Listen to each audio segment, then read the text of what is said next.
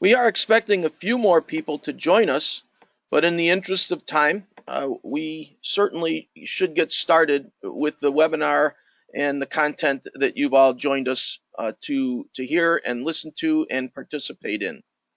Today's webinar is entitled, So Your Local Park Foundation Needs a Strong Fund Development Strategy. My name is Donald Ortel. I'm the Executive Director of the National Association of Park Foundations. We are the national leader in providing this type of knowledge and skills to local park foundations, their volunteers and their citizens, in order to help enhance and strengthen their park systems. Throughout the course of the webinar today, you will hear from a couple of other people, specifically Christy Vargo, who you'll learn a little bit more about in just a moment or two. Today's webinar is sponsored by Canuti & Associates, the CPA firm out of suburban Chicago. Their professional accounting firm has been in the business for over 40 years, providing accounting services to companies and nonprofits with well over 100 clients in the nonprofit area. They're on the ready to help service all of our needs in the areas of nonprofit monthly financial statements, annual 990s, and any other accounting needs that you might have. We're happy to have Canuti & Associates join us as one of our sponsors. Additionally, the National Association of Park Foundations is proud to announce our funding partner, the Foundation for Sustainable Parks and Recreation. Before I go on any farther, let me just make sure that you all can hear me. Please, via your chat button and or your question button, please identify or just kind of send me a quick hello that you're able to hear this webinar. Thank you all very much. It looks like we're getting several messages coming in and that the audio is certainly working. A couple of rules of the road for today's webinar. As I mentioned, you do have an opportunity to ask questions. There is an expected large group that will actually join us today. Your questions will either be fielded by me privately, or we will be able to get a couple of them on to ask directly to our facilitator, Christy Vargo. In the meantime, if you don't hear, because of the large group, if you are unable to get a response back from either your chat with me and or your questions to the group or to me, please know that we will follow up with you via email. And at the end of the presentation, you will see all of our contact information. But in the meantime, if you'd like to record my email address directly, it's DORTALE@the-napf.org. Again, I anticipate us not to be able to get to all of your questions. We're going to try, but we certainly will follow up with you individually to answer any of the questions that you might have that we aren't able to get to today. This webinar has been put together specifically because of what we've heard from the members of the National Association of Park Foundations. Individual giving or fund development strategies is one of the high need areas for support in our local park foundations across the country. And thus, we've put together this developmental webinar to focus on three key areas: individual giving campaigns, special fundraising events, and grants. Today's facilitator is Miss Christy Vargo. Christy is a 25-year veteran with experience in development, creating and developing comprehensive development plans and capital campaigns for small to medium-sized organizations. To her credit, she is experienced in nonprofit management and environmental education, and we're really, really happy and lucky to have Christy join us today to actually help facilitate and cascade through this webinar, which is expected to last approximately 60 minutes. I get in touch with and talk to Park Foundation volunteers and executive directors of park departments quite often throughout the course of the work week. And thus we start our webinar with this particular slide. Bake sales, bowl-a-thons, walks and runs, estate planning, raffles. Really, where do we start? At this time, I'd like to invite Christy Vargo to join us. Christy? Hi, I'm really glad to be here today. And what I anticipate is that many of you on the call today are new to establishing your foundations and to fundraising. So we're going to cover a little bit about how to get started. I know you have a lot of ideas and a lot of enthusiasm, so maybe we can help focus that a little bit. And for those of you who have been doing development for a while, maybe we'll be able to share with you some tips and tricks of the trade that are new for you. So with that, Christy, let me interrupt for just a second because I know we did test the audio, but were you all able to see the flip of the different slides up to this point? Please just let me know via your question window or your chat window.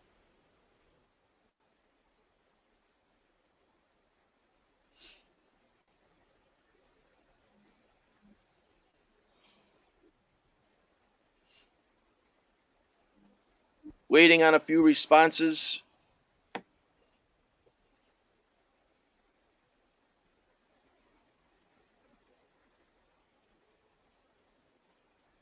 If throughout the course of Christy's presentation you don't see the slides flipping, please let me know. Thank you. Go ahead, Christy.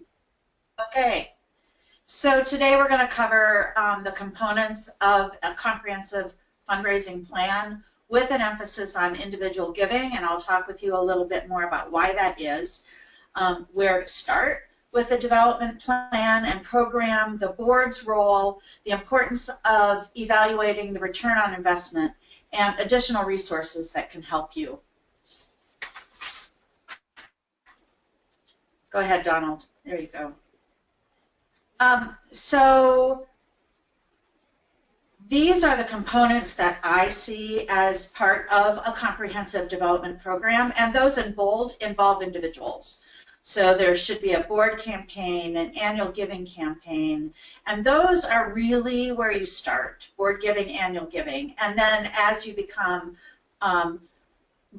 more experienced with development and you've got a good, solid base of donors, then you can move to some of the other items. So major gifts, corporate giving and sponsorships, foundation grants, special fundraising events, government funding perhaps, and planned giving, which include bequests. So those are the components that are generally part of that comprehensive development program. And as a development professional, these are the components that I went through in order to identify what my goals were going to be and what my specific plan was going to be. And then I would track my progress according to those. This is why you need to focus on individuals first. There's an organization called Giving USA, and annually they produce a report on the previous year. For 2015, it came out a couple of months ago, and it is available for purchase, but this information that we're sharing here on the screen is data that is available to the general public without paying for it. The 2015 data is not that much different, so we're just going to go ahead and share what's the public information. So you see that 72% of giving comes from individuals. When you add in bequests, which are also from individuals, then that brings us to 80%. And in the case of foundations, many individuals form family foundations. So even some of the giving from foundations is from individuals. So we can safely say that 83%, 86% of giving comes from individuals. This is where the money goes. You'll see that environment and animals, 3% of the giving goes there. Religion gets the largest portion, and I'm sure you can guess why that is. The plate is passed every Sunday, Saturday, whenever the religious service is. So asking and asking frequently is a key to success in development. But when we look at this chart, We can also take a look at the different areas where foundations for parks might fall. It could be arts, culture, and humanities. It could be public society benefit, health, certainly gifts to foundations. So it's not just environment that we are looking at and falling in. And generally speaking, it's a very good idea to tailor and ask to the interests of the funder. So some funders might have specific interest in other areas, education, for instance. Okay, Donald. So it begins with the board. Board involvement is extremely important. It's important to have 100% board participation with a personal gift. I like to say that gift should be commensurate with the individual's ability to give and should be one of his or her top 3 philanthropic priorities. In addition, the board should be engaged in identifying prospective donors and opening doors. Having conversations about donors should be something that the board is participating in. And also, board members should both attend and get others to attend special event fundraising.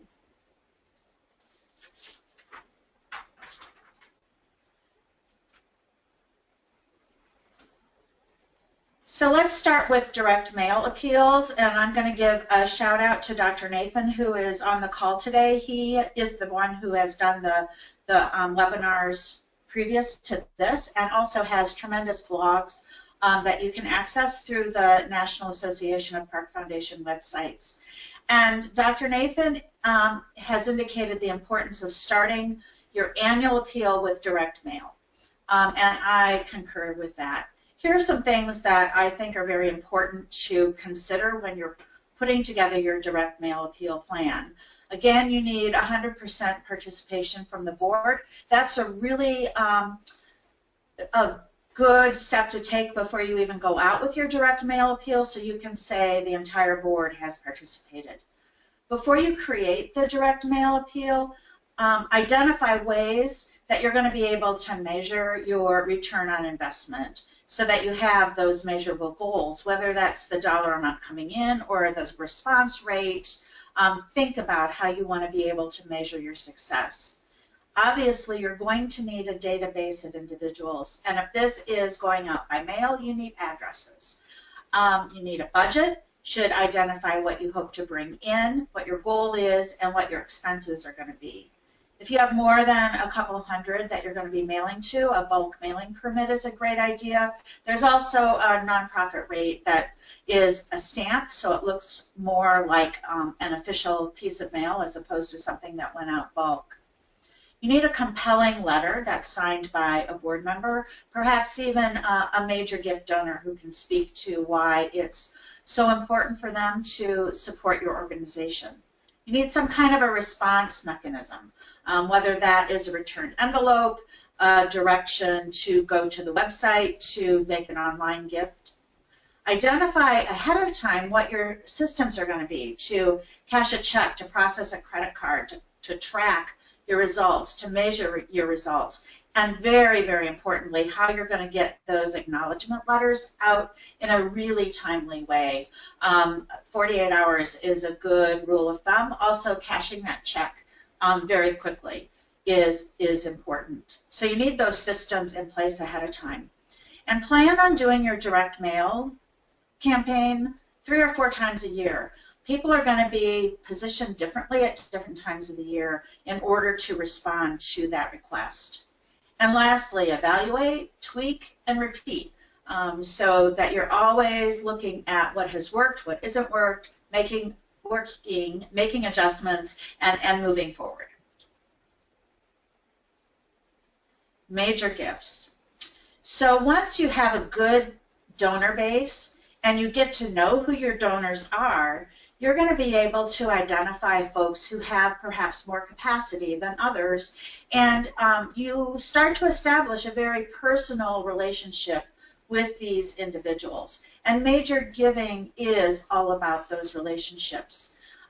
You listen to them, You do some research, you have some conversations with board members who perhaps know those individuals. You might look at other organizations' annual reports to get a feel for who is giving at a major gift level. And by the way, major in major gifts is according to your own organization. You might identify a major gift as $500, $1,000, $10,000.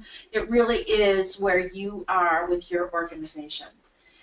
Research might also include some web-based research engines like Wealth Engine to take a look at who has capacity. But more than capacity, people have to have an interest in what you're doing. And that interest comes through experiences that you might be giving them, special behind-the-scenes kinds of things, updates, access that other folks don't have. There are many ways to cultivate a major donor. And that happens over time. It could take up to 18 months to reach a point where an individual who has the capacity to make a major gift is actually ready. And it's very frequent that you and that individual arrive at that point at the same time. It's important through that listening to be able to match what the ask is with the interest and capacity of that individual. And I think about it and have experienced it as being able to make the wishes of the donor come true through the work that we do. So making that ask is something that is mutually beneficial. It's not something to be ashamed of or to run away from. Donors really want to make a difference, and they care. They care about your mission. Christy, let me interrupt for just a second. I'd like to go back to, there's a question that's come in as it pertains to our direct mail appeals. What is your feel from the beginning of the campaign to diversify between direct mail and online giving? Many people have online giving already, and that's the sole way that they're bringing in money. The direct mail appeal is a very important piece and shouldn't be ignored. That is not to say let go of or eliminate your online appeals. It could be part of your direct mail appeal in directing people to your website with the ability to make a gift there. You might also be doing email blasts and requests. It is an important tool in your toolbox, but direct mail should be also. So if all you're doing right now is online giving, take a step back and do that direct mail appeal. Thank you. Yeah. Thank you.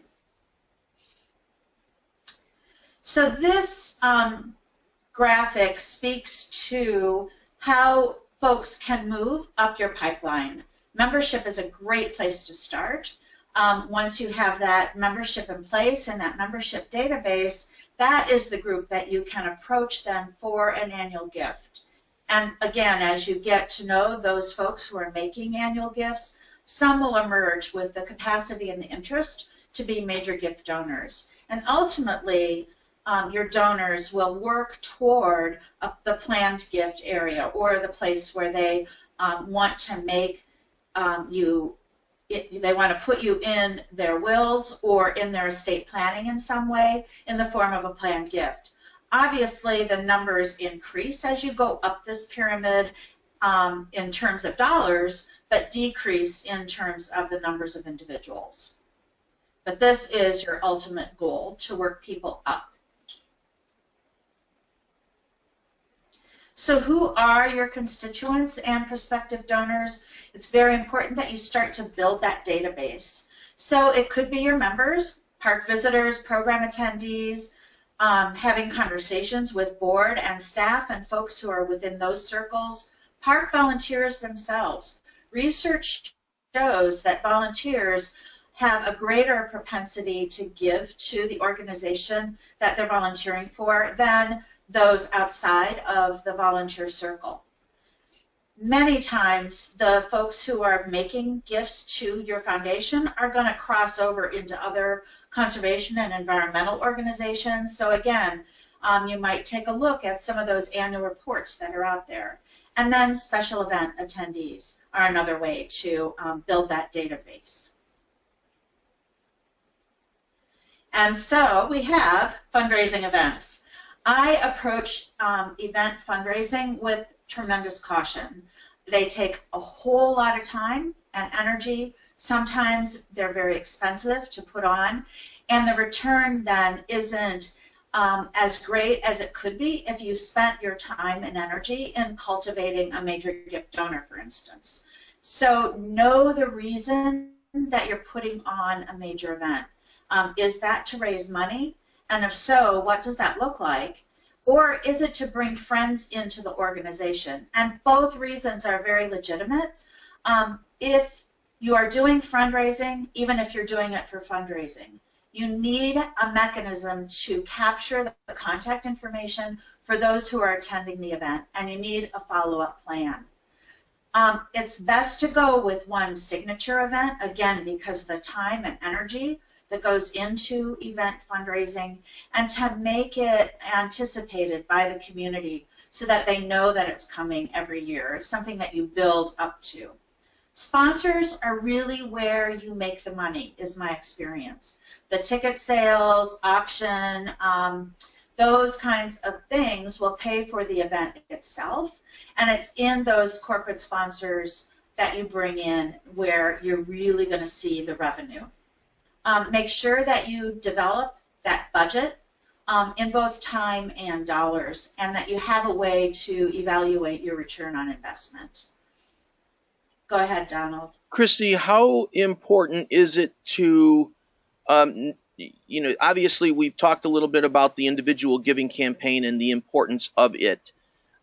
Is it advisable to sprinkle in an event throughout the course of the year while our individual giving campaign continues? Should these events be standalone events, or can they actually be coupled up with perhaps maybe a different park department or park district event? What are your thoughts to that? I think it depends a lot on your capacity as a board, the volunteers that you might have. In fact, Donald, would you go to the next slide? Certainly. So if you already have a fundraising event in place, absolutely don't kill it. Keep it going. It is a great way to create and continue enthusiasm and momentum that you might have in the community. Figure out a way, though, to use it. And that would mean making sure that you're capturing that contact information and you have a way to follow up with those who are attending the event. So you've gotten them enthusiastic about what you're doing in coming to the event. Don't let that just drop until your next event, which might be a year away. Again, I would suggest keeping your events down to one so that you aren't really burning your folks out, because it is very time consuming. It can be very distracting from other methods of fundraising that need to be happening in order for the foundation to be successful. Sometimes you may be able, to your point, Donald, to tap into events that are happening already with the Park District, and some of that heavy lifting in event planning can be done by staff. So it really depends on capacity, your situation, and what else might be happening within the Park District. I would also encourage thinking about recruiting a volunteer group who would be able to manage and implement that event aside from the board. It's all too often the board takes on absolutely everything that is happening within the foundation, and there are other things aside from fundraising that are happening, and it just is too much. It stretches the board too thin. So that if you can have a group that's going to take that on and run with it, that's going to be your best bet. Sometimes there are other groups that will organize a fundraiser on your behalf. Maybe there's a young professional group in your community that would take the foundation on as a cause and do it as a collective group that is already organized and a team, and they know each other, and they can just take off and do it. Again, make sure that you're seeking sponsors, because it's through sponsors where you're actually going to see the revenue. Make sure board members attend and get others to attend, and do stick to that budget. Make sure you follow the budget in terms of revenue as well as expenses. So you want to make sure that you're meeting your goals in sponsors and ticket sales and auction items, or whatever the components to that event might be. Christy, how important is it to, in the promotion of our fundraising events, regardless of what they are, to announce the synergies between the park department's goals and the goal of the special event? Let me see if I could articulate this. In other words, should we be public as to what we're raising this money for? To build a new bridge at our local pond, to resurface our local pathways? Is it important for us in the promotion of our events to share with our prospective participants where their money is going?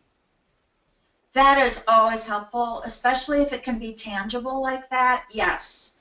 And as you suggested, tie it to the strategic plan or the master plan of the park, and be able to articulate why this augmentation or additional funding source is important to the park district, and makes things happen in a way that the other revenue streams cannot. Awesome, thank you. So that is a conversation that I think is really important to have between the foundation and the park, so that you have really clear messaging about why the foundation is important above and beyond what the park itself is bringing in terms of revenue. Awesome, thank you, and thank you, Beth, for that question. So on to grants and grant writing. We talked a little bit about the importance of cultivation and stewardship with major donors. The same kind of thing can be very important with foundations that you might be seeking funding from through grants and proposals. Some foundations, it's really hard to access them. Other foundations, they really want that relationship. And it's also sometimes very helpful to know who's on the board, make connections with those board members of those grant makers. And if your board members have those connections, to be in touch with them, to let them know that you're putting in a proposal and this is what it could mean for the foundation. So those relationships are still very important, even when you're dealing with a foundation. Is this a place to start? It could be.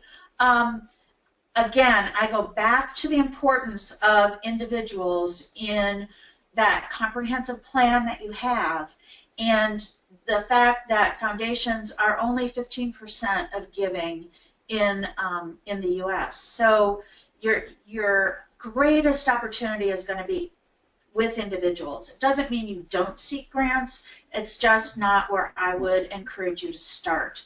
And also, when you have that large donor base of individuals, that says a lot when you go to a foundation and you can say, here's what we have in the way of our supporters already. And they're behind us. We've got a cadre, we have a constituency, and here's how you can help us go beyond that. Perhaps a foundation would be interested in providing a match, so that if so much is brought in during a direct mail appeal, then they will match it 1-to-1 or 2-to-1 or whatever. So that's something else to think about when you're looking at potential grant makers out there. There is boilerplate format that I like to use, and it comes from the Grantsmanship Center. It's called Program Planning and Proposal Writing, and I'm going to get to that in the next slide. It is very important that you incorporate or kind of institutionalize what that program plan, the budget is, the implementation. I've seen too frequently where a grant proposal is put out, you get the funding, it isn't necessarily then incorporated into the plan for the coming year in terms of what is going to be done to achieve those objectives that were identified in the proposal. So it's really important to take that step and make sure that it is pulled into the annual plan for your organization, and it is really going to be what you do, a big part of what you do. I really recommend asking for funding for projects that you plan to do anyway, that's already part of your strategy for the coming year, and you're seeking money to do that. It's never a good idea to chase the money and fit your program to where money might be coming. And then also plan, you will be building in your proposal a method for evaluation. So make sure that you are evaluating throughout the course of the time frame of that grant so that you are in a position to make that report at the end. Okay, next slide, Donald. So here is that boilerplate. And why I like this so much is that if you go through each of these steps, this is a great framework for not only grant proposals, it's going to give you answers to almost any question they're going to ask in that proposal. It's also a great start to putting together a case statement and even a great start to an ask to a major donor. So I'm going to run through these really quickly. The summary is the summary of the proposal. And sometimes you can just take the first sentence from each section and that becomes your summary. It's really amazing how that works. But I write that at the very end, the summary. The introduction talks about why the foundation, your foundation, is uniquely positioned to address the issues and carry out your objectives in a way that perhaps no other organization can. So it sets you apart to address whatever problems there might be and the solutions that you're presenting in your proposal. The next one, number 3, the problem or the needs statement. This is something that relates to the needs of the community, not the needs of your organization. So it should be research-based, data-based, and it is, can you go back? I'm trying, sorry. My apologies, everyone, sorry. It's research-based, and it talks about problems that might be in the community that you are going to be addressing. The theory of success I have in italics because this is my insert. I find that it's really helpful to go from that problem statement to then research as to, and data as to why what you're proposing is going to work. Because it's been tried out there, here are the results, and this is part of what is informing our proposal. The objectives should be measurable, SMART objectives with a time frame and the ability to say, yes, we've done it, no, we haven't, because of that measurability. Methods are the action steps that you're going to take. Evaluation, again, how you're going to evaluate it, how you're going to show that those objectives have been met, that the methods were implemented. Future funding is looking at if this is a new program, for instance, how the program is going to be carried out with anticipated funding into the future. Funders don't like to have one-shot things that they support and then those initiatives die because there isn't funding or support for that into the future.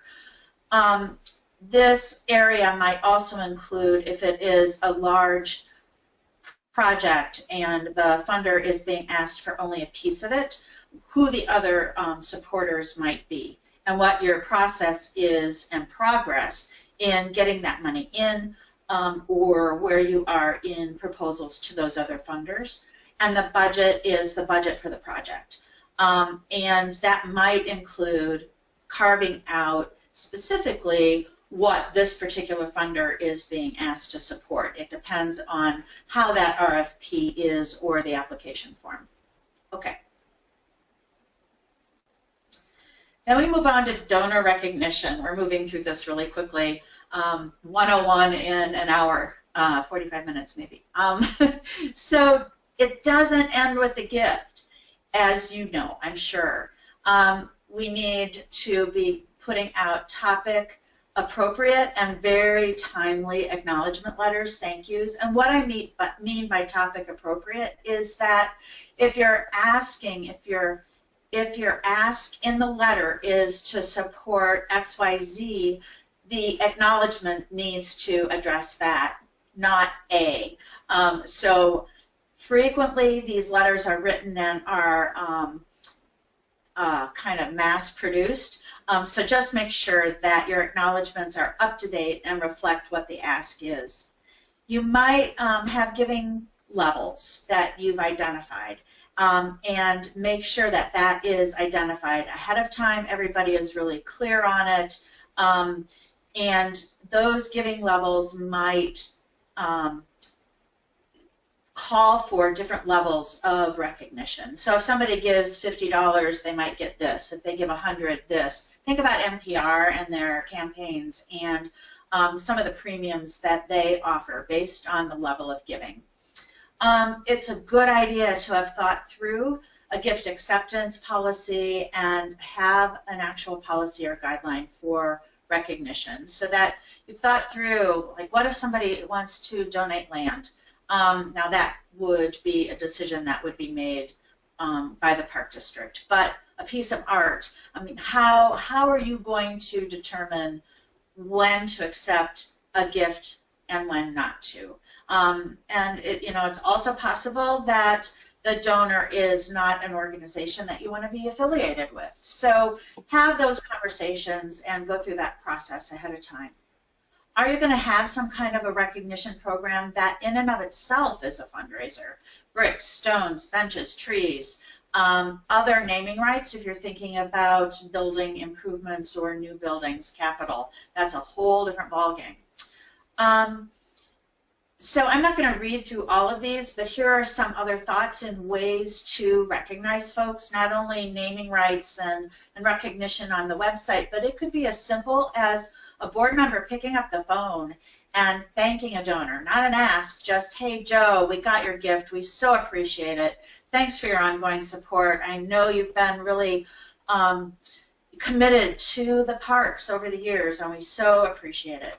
That means a lot, and it's a great way to engage board members who aren't real comfortable with fundraising. All you have to do is pick up the phone and thank a donor. Okay, Donald. We put this slide in because here is an organization, for profit, that will help you through ways to recognize donors, and they'll have any number of products that you can incorporate into your recognition program.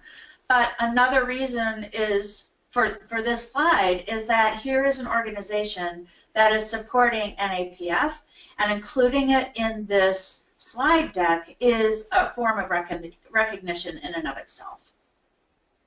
Donald, do you have anything you want to add to that? Well, actually, this type of this section of your fund development campaign is probably just as important, if not equally, maybe even more important, to help your campaigns be sustaining from year in to year out. Your donors really appreciate your mission. Your donors appreciate what you're doing in the way of the support you're providing for Parks and Rec in your community. Your donors appreciate your events that you do, but they also appreciate a thank you. They also appreciate, in most cases, a recognition of what they have done to help support the mission and the event and your campaigns. And so we want to be able to stress this section of your fund development campaign as being highly important as well. The company Recognition Services Group, a sponsor member of the National Association of Park Foundations, is probably one of the best in the business in this particular category of helping organizations, foundations, park foundations, really help in your ability to visually support your donor. Many of you might have already an existing donor wall, or many of you might already have an existing brick paver to your park department. These are things that the Recognition Services Group can help you do, and we highly recommend that either do these kind of donor recognition services yourself or rely on these type of organizations like Recognition Services Group to help you. Okay. I want to come back to, and Donald, you can stay on this slide, it's fine. I want to come back to our conversation about major donors and the listening that you're doing. And part of that listening will help you know what kinds of recognition are important to that individual donor. And it might be anonymity is what that individual wants. So as part of that listening process, not only what their passions and priorities are, but what is important to them. Is it the legacy? Is it a name on a building? Have that be tuned into listening for those kinds of things. Moving on, here are some tools of the trade. We've talked about a few of them, but here are some additional ones. You may want some print materials, brochures. If you've developed a case statement, then it's a great idea to capture that in a visually appealing document that really brings to life what it is that you're fundraising for. It's important to have a website, a database, obviously, and a way to capture online giving. Think about who your donors are, and some are going to be more inclined to give through a direct mail appeal, and perhaps a younger person might be more inclined to give online. So think about who those individuals are that are part of your audience. You definitely need some kind of a donor management system and processes laid out. Now, your donor management system might start with an Excel spreadsheet. You might move to Access, but know that there are a number of donor management systems out there that are specifically for that purpose. And they can help you with that moves management process, which is what that strategic cultivation and stewardship is called. Remember, to move people up that pyramid. They can help you track what those steps are. So they get increasingly more sophisticated. It's also going to be important for you to have subscriptions, and by this I mean Constant Contact or Eventbrite or PayPal, so that you've got ways to, through online, manage some of the fundraising aspects. Again, that donor recognition structure, you might want to do an annual report that talks about what your successes have been, who your donors are, giving that recognition. Volunteers, think about how to engage folks outside of the board. And it can be beyond that event planning to any number of things. It could be a speakers bureau that goes out and talks. It could be somebody who is really so excited about the park that they are volunteering for that they will take donors through and give them kind of a behind the scenes. But think about pulling in others so that it's not just the board doing all the work. And again, always establish what your ROI is anticipated to be and ways to make sure that's incorporated into your plan, and then ways to measure it at the end. Christy, can we get from you some suggestions about how to find funders whose mission might be aligned with the mission or vision of the local park foundation? Do you have some thoughts to that? You mean beyond individuals? Um, sure. Beyond the individuals, maybe even, your individual foundations, or Mhm. perhaps maybe your organizations that headquarter within your community. Um, is it simply a matter of being able to just investigate their website? Is it a matter of being able to develop a relationship with them? What are your thoughts to how to find funders whose mission might be aligned with the mission of the local park foundation? Can you go to the next slide? Because there is one organization in particular that I want to call attention to, and that's the Foundation Center. It's the fourth one down. And this organization is a great place to start with in terms of being able to sort through interest areas, um, the geographic area that is supported by a particular foundation. So if you're starting from scratch, this is a good resource for narrowing down potential funders, and it is restricted to foundations. Now, some corporations have established foundations, so they would be included in this data as well. There is another organization that I should have put on here. It's called GuideStar. And so that gives you some of that research capacity as well. But don't underestimate the conversations that you have in the community. So your board may be connected to some of those potential funders. You may have a local association of fundraising professionals that meets in your community. This is another great resource of folks who are seeking funding, and they're a group of people who are very willing to share information, and so conversations with some of those individuals about where they are targeting some of their proposals could help as well. And again, looking at like organizations at their annual reports and where they are receiving funding. Take a look at event programs and who they've gotten as sponsors. So those are some, just keep your eyes open, have conversations, ask questions, but then there's also a deeper level of research that you can do. Thank you very much for that question, Jill.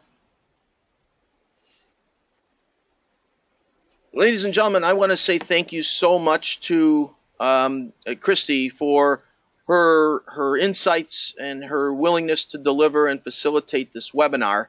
Many of the topics that we've talked about today obviously should be part of your organization fundraising development strategy. The National Association of Park Foundations is here for your help in this area, your support, and we are open to and hopeful that you will consider becoming a member of the National Association of Park Foundations real soon. We are certainly open to any questions at this time. Please use your question panel or your chat panel to get those questions to me, and I'll relay them to Christy publicly on the recording. And in the meantime, also just kind of jot down your contact information for the National Association, which is displayed on your screen at this time.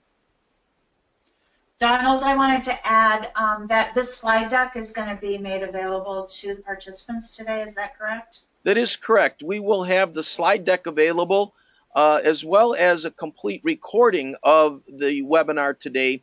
The only thing that won't be on the recording will be actually the visual of Christy, but you will be able to hear the audio of her delivery, as well as be able to cascade through the entire 45 minutes to an hour that we've spent on the call today.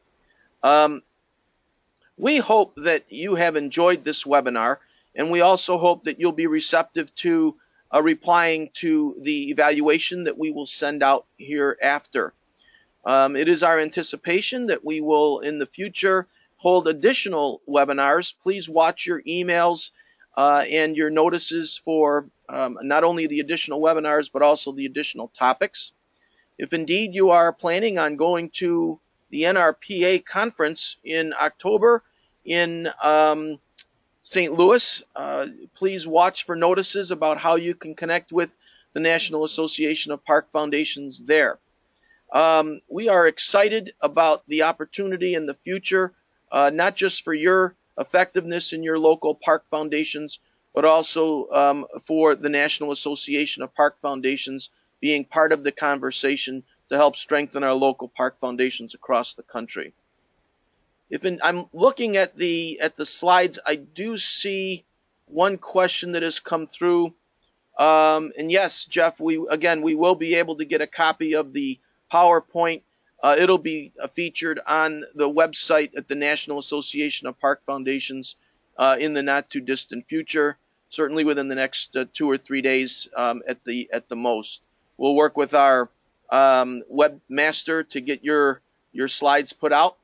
And again, I want to just say thank you again to Christy for your willingness to produce the events, the topic today. Another note here. Let's see here. I met you at IPA.